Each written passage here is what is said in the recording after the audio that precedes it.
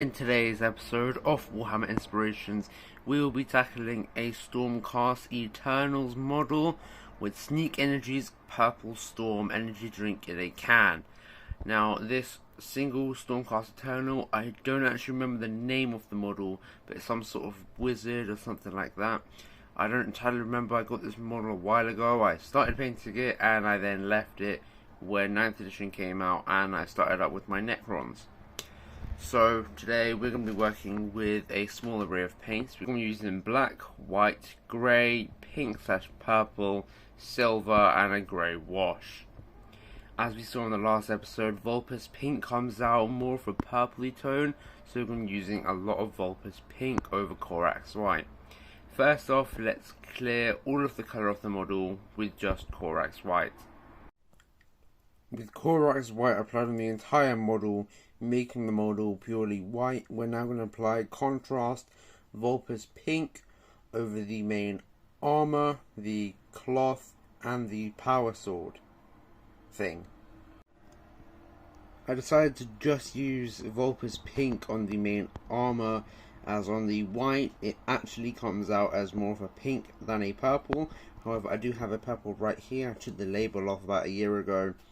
Barely ever used the paint, but I have it, and we're now going to use that on the cloth instead of the Vulpus Pink.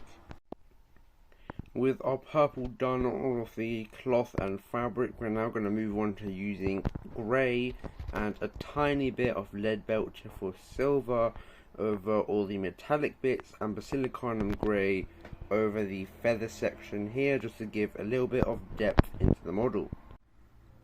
With our Stormcast Eternal near completion, we're now going to use a button black on all of the staffs and the under armour behind the cloth and the main body armour, as well as putting a button black onto the base to prepare for basing this model, which has already got a completely moulded base, so we just have to paint it and we don't need any texture paints.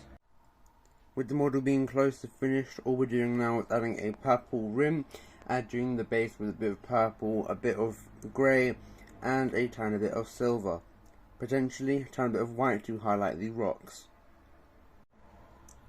And with Purple Storm complete, it's time to go see what we've done. So I've basically just put in the armor as pink, purple robes, black underneath. You can't see it too well because of the base, however you can see on the base that I've used grey and white to highlight the rocks. Grey just as a small edge highlight, and then the white to highlight the very tips. Overall, I think that this model has gone really well. Next to Monster Energy Ultra, I think that these two models contrast really well and go together really well. Yes, they're very different themes and schemes. However, I think that these two wizard models look really cool. Thank you all very much for watching today's episode of Warhammer Inspirations, and I will see you next week for Monster Energy.